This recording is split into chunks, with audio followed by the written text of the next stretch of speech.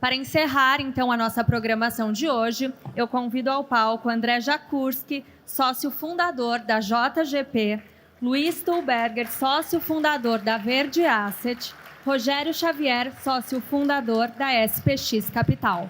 Um bom painel a todos. Bom, vamos lá, turma. Agora eu mudei de posição, tá mais fácil. Relaxado, tranquilo. Vamos dar um tom aqui um pouco mais prático de mercado. A gente já discutiu muita geopolítica aqui no Pompeu, nesse painel, acabou que foi na sequência. A gente ficou muito olhando para o mundo. Falar um pouco mais de mercados. Eu vou fazer a primeira pergunta para vocês, para os três, porque temos versões parecidas, mas cada um dá pesos diferentes aos vários fatores. A gente terminou o ano aqui no Brasil muito pessimista e na beira de uma disrupção de mercado, né? O Banco Central vendeu 22 bilhões de dólares, a maior intervenção da história, significativa até para o nível de reserva que a gente tinha, uma saída de capital significativa.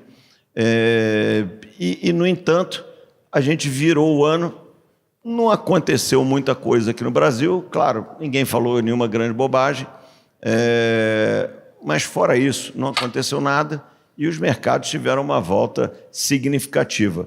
Tiveram no mundo inteiro uma volta significativa. Está aí a Bolsa da Alemanha no high, a Bolsa do Chile, etc. Mas o Brasil foi muito afetado por isso. Claro, piorou muito, também melhora muito. Mas aqui segue um noticiário que talvez continuaria alimentando aquele medo do final do ano. Vamos na ordem aqui. André, por que o Brasil performou tão bem nesses primeiros 45 dias do ano? O Congresso estava em recesso.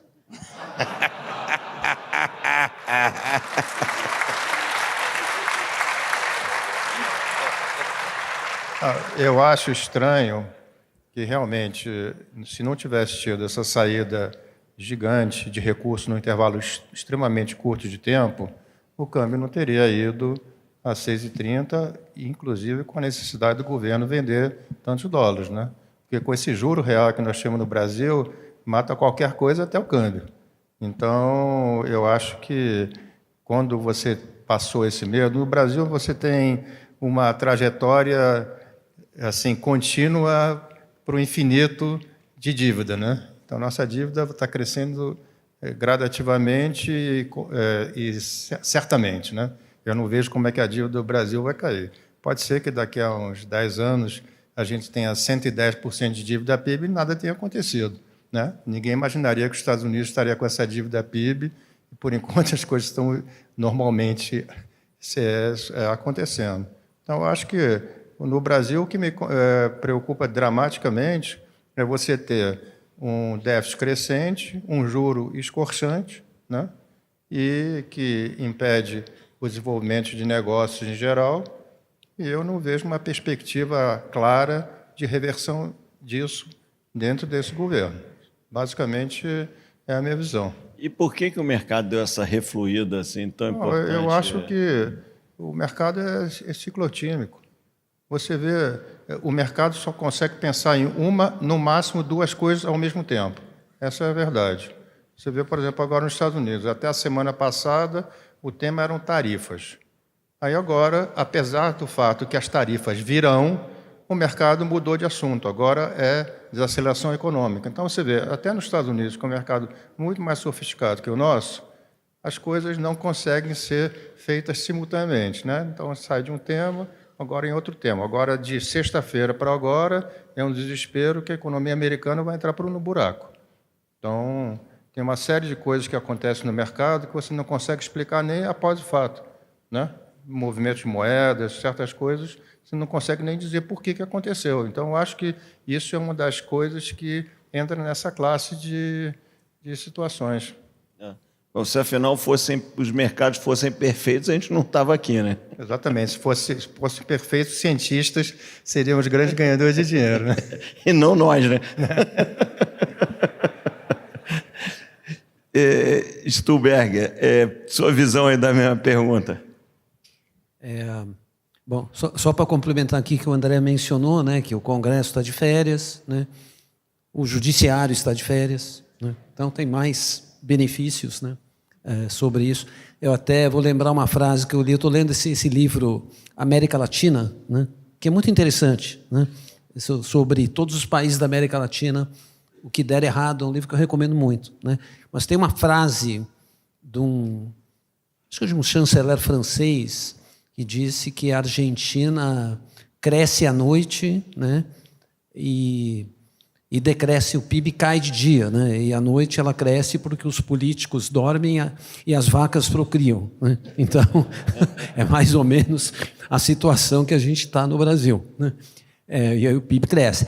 Não, eu acho assim, tem um negócio muito fora isso, né? Digamos assim, um certo pânico, porque a saída de capital de dezembro foi muito atípica, né? Todo ano, em dezembro, sai dinheiro, mas entre 1 de dezembro e 3, 4 de janeiro, a saída de capitais foi coisa de 25 bi. Né? Quer dizer, foi um valor alto, né? Atipicamente alto e, de uma certa forma, até inexplicável. Não encontrei uma boa explicação para isso, a não ser remessa de lucro, de multinacional, tal, mas foi muito alta mesmo. Né? Então, tirando o exagero, se você esquecer o Brasil, os mercados sempre fazem isso, né? Vamos ver a nossa correlação com os mercados globais. Todos os mercados de emerging markets melhoraram. A Ásia melhorou, China andou muito, né? A Latam andou muito. Então, se você pegar a melhora de Brasil, vamos esquecer o dólar a 6,20, pegar 6, né? Que agora está 5,75, pegar a alta da Bolsa e a melhora do dólar, não é muito fora do que aconteceu em outros IEMs. Né? México andou mais que a gente ainda, né? Colômbia andou, Chile andou, China andou muito. Então, a gente só olha para o nosso mundo, né? Teve isso. Teve um segundo fator aqui, que a gente pode explorar mais tarde, que é a eleição, que foi o Datafolha. Embora o Brasil tivesse melhorado, né, antes do Datafolha, né, vamos dizer assim, no exagero, afinal, é uma batalha, né? O Banco Central não pode vender 25 bi, 23 bi de dólares sempre. Ele não ganhou a guerra, mas vamos dizer, ficou essa sensação de que ele ganhou esta batalha, né? Junte-se a um cenário, eu diria assim, de uma pesquisa. Eu gosto de analisar esses fatos assim. Se você me perguntasse antes, né, se era possível, né, um resultado do Lula cair 11 pontos, né, na aprovação de governo ótimo e bom, eu diria isso é impossível de acontecer, porque a economia está crescendo, né, a situação, vamos dizer, do emprego ainda gera empregos, né, não estamos gerando desemprego. Então, eu diria assim, foi surpreendente, né, eu acho que não era o que a gente esperava, entendeu? Não estou dizendo assim, não, eu acertei, ou eu previ que isso ia acontecer. Mas ex post, eu diria que essa explicação do mercado de fora é mais relevante do que a gente pensa, entendeu? Eu diria isso. Não, sem dúvida. Rogério, como disse o Stuhlberg, sem exagero, o que você está achando, então? Bom, primeiro, boa tarde a todos. Obrigado aí pelo convite e um prazer participar do painel com os meus amigos aqui. Aliás, esse painel, eu acho que é o 4º ou 5º ano que a gente faz, e pela primeira vez nós estamos 4 juntos, né? Tem sempre um que está viajando ou está fora, o Rogério mora fora, e, enfim, então, obrigado pela presença. Era para eu estar fora, né? Eu fiquei para fazer o painel. Enfim, mas eu acho assim, mercado é assim mesmo, cara. Assim, foi demais em dezembro, o Banco Central vendeu uma quantidade absurda de dólar, nem perto do que ele vai vender em dezembro de 25, mas foi uma quantia expressiva. Eu acho que é normal, assim, há uma percepção de mercado, né, que o valuation do mercado acionário brasileiro está barato. Eu, particularmente, não sei de onde vem isso, dado a perspectiva que você tem sobre o endividamento brasileiro, o crowding out que está acontecendo com uma taxa de juros desse tamanho. Na sua fala, né, que você vê, né, com o William Bach, que você vê a convergência da inflação num horizonte que vai levar mais tempo, eu não vejo. Acho que a inflação nunca mais cai enquanto... Sem exagero. Eu acho que a inflação nunca mais cai se a gente não encarar definitivamente a questão do déficit. Então, passaram-se 10 anos, né? Um ano ou outro, você fazia um superávit primário pequenininho, mas se a gente não mudar, e se a gente não for gerar superávit primário novamente, eu não vejo lastro na política monetária. Então, quem vai fazer o trabalho é a inflação. Então, e eu não acho que é um problema deste governo, não, tá?